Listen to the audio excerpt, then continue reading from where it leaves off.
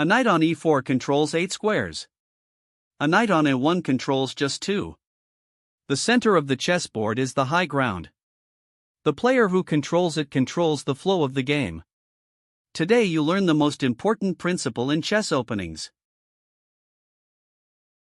Before we place a single piece on the board, let's understand why the center matters so much. Look at the empty board.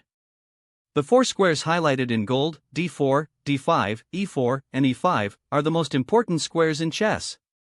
Why? Because a piece in the center can reach more squares than a piece on the edge. A knight in the center controls 8 squares. A knight in the corner controls only 2. A bishop in the center sees the whole board.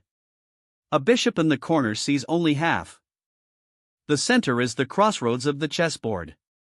Control it, and your pieces can reach any part of the board quickly. Lose it, and your pieces become slow and passive. Every opening, every strategy, every plan begins with one question: who controls the center?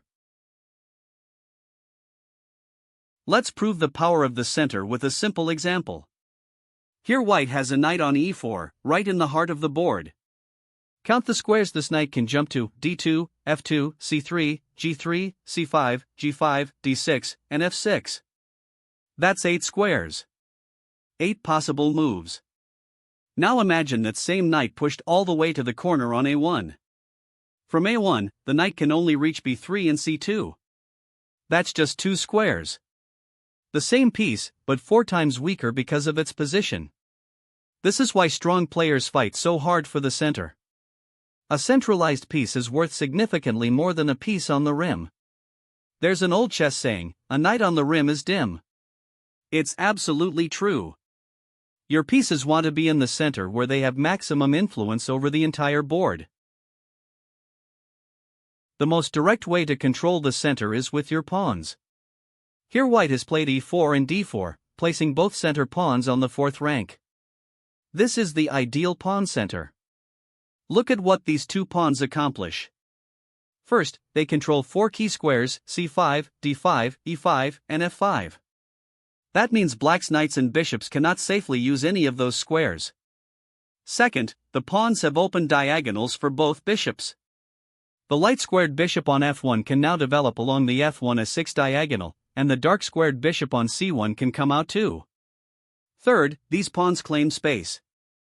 White's pieces have more room to maneuver behind the pawn center, while black's pieces are cramped. 2 little pawns in the center create enormous strategic advantages. This is why nearly every chess opening begins with e4 or d4. Let's compare 2 different approaches to the opening. In this position, white has played beautifully. Pawns on e4 and d4 control the center. The knight on f3 develops toward the center and supports the d4 pawn. The bishop on c4 aims at the vulnerable f7 square. White has a strong center, active pieces, and is ready to castle. This is what good opening play looks like. Now imagine instead that white had played a3, h3, and moved the rook pawn. No center control. No piece development. The bishop and knight are still sitting on their starting squares doing nothing. That's the difference between principled opening play and random moves. When you fight for the center from move 1, your pieces naturally find good squares. When you ignore the center, you fall behind in development and give your opponent the advantage. Everything we've said about controlling the center with pawns is the classical approach. But there's a more advanced strategy called the hypermodern approach. Here black has played knight f6 and g6, preparing to fianchetto the bishop on g7. Black is deliberately letting white build a big pawn center with e4 and d4. Is black making a mistake? Not at all. Black's plan is to attack white's center from the flanks. The bishop on g7 will aim straight at the d4 pawn from far away. The knight on f6 pressures e4. Later, black may play c5 or d5 to undermine white's center.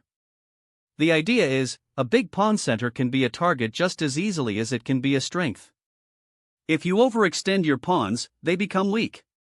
This is an advanced concept, and we'll study it more in later levels.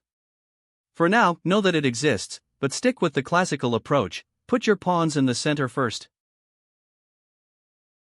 What happens when you ignore the center and play bad moves? You get punished. Let's look at a short example. The game begins 1e4, e5. 2e4, knight f3, and now black plays the terrible move f6. Why is f6 bad? It does nothing for development. It weakens the king's position. And most importantly, it doesn't defend the e5 pawn properly. White immediately captures with knight takes e5. If black recaptures with f takes e5, white plays queen h5 check, and black is in serious trouble. The king has no safe square. If king e7, the queen takes the e5 pawn with check. If g6, the queen takes e5 check, forking king and rook. This disaster happened because black played a useless move, f6, instead of developing a piece toward the center. One bad move, and the game is essentially lost. The center punishes neglect swiftly and brutally. Let's make this practical with 4 simple rules you can follow in every game.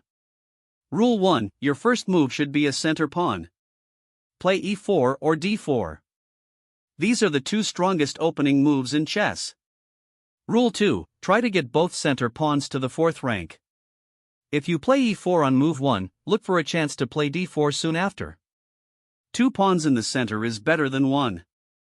Rule 3: avoid moving side pawns in the opening. Moves like a3, h3, 4, or h4 do almost nothing for center control or piece development. Save them for later. Rule 4: develop your pieces toward the center. Knights go to f3 and c3, not h3 or a3.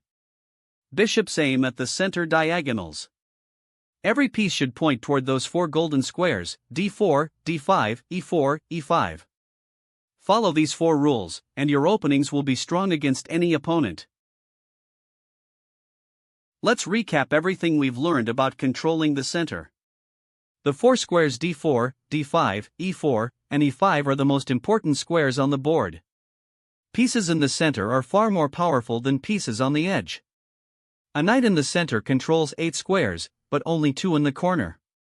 Place your pawns on e4 and d4 to claim the center, restrict your opponent, and open lines for your bishops. Develop every piece toward the center. Avoid aimless side pawn moves. If you neglect the center, you'll be punished quickly and harshly. And remember, the hypermodern approach exists for advanced players, but the classical method of pawns in the center first is the strongest foundation for your game. Master center control, and you've mastered the most important opening principle in chess. Remember, d4, d5, e4, and e5 are the 4 most important squares on the board. Control them with pawns, develop your pieces toward them, and you'll have a natural advantage. Every great chess game starts with the fight for the center. Next lesson: how to develop your pieces efficiently.